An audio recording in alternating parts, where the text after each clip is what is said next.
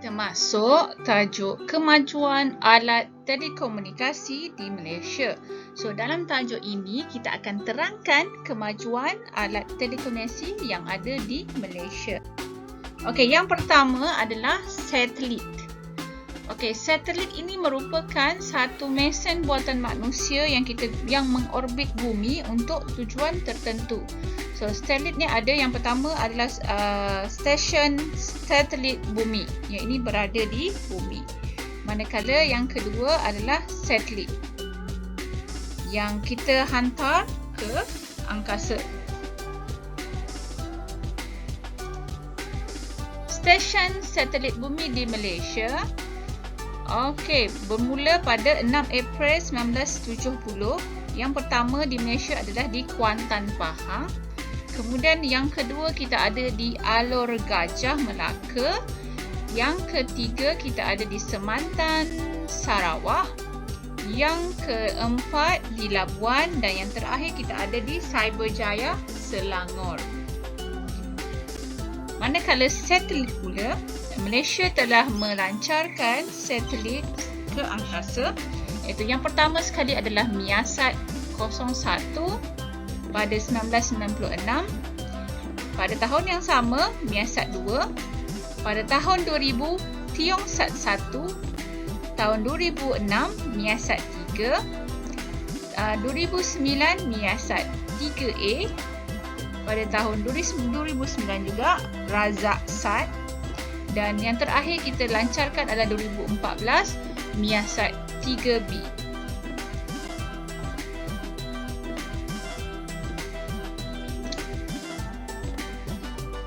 Okey, dengan adanya satelit ini, kita dapat wujudkan satu sistem television satelit yang pertama, iaitu ASTRO.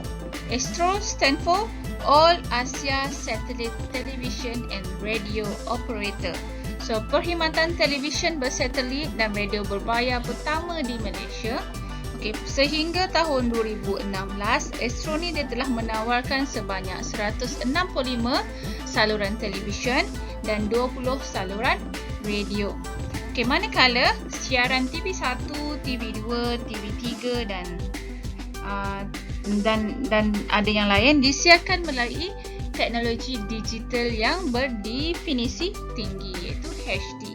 So, satelit ini dia dapat memantapkan lagi penerimaan maklumat dan informasi oleh rakyat Malaysia. Kemajuan yang kedua adalah kabel fiber optik. Okey, kabel ini adalah berkapasiti tinggi kerana diperbuat daripada serat kaca atau plastik yang sangat halus. So, rangkaian telekomunikasi Malaysia meningkatkan maju dengan menggunakan kabel fiber optik dan gelombang mikro. So, digunakan untuk menyalurkan informasi dan memindahkan arus data dalam dunia jaringan komputer. So, dia lebih laju, lebih pantas berbanding cara biasa, iaitu dial up ataupun kita gunakan kabel DSLN tu. So, kabel fiber optik ini lebih pantas. Kemajuan yang ketiga adalah telefon pintar.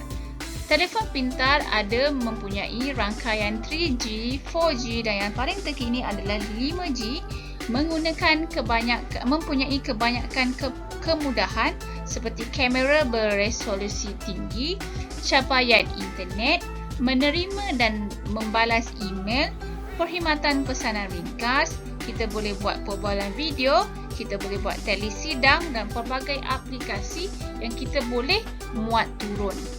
So, ciri-ciri rekaan luaran dan dalaman menggunakan teknologi tinggi. Dengan ada telefon pintar ini dapat membantu kita mengakses internet ataupun informasi di mana sahaja. Okey, kemudian dapat menepati kehendak dan cita rasa generasi ala baru. Kemajuan yang keempat adalah syarikat telekomunikasi. Syarikat ini menyediakan perkhidmatan rangkaian telekomunikasi. So, yang paling besar adalah Malaysia TM telah memainkan peranan penting dalam usaha menyediakan telefon talian tetap dan memajukan industri telekomunikasi negara seperti Unify. Selain itu, usaha ini juga dirancangkan lagi oleh syarikat telekomunikasi swasta, contohnya seperti Celcom, Maxis, Digi, U-Mobile, Yes dan sebagainya.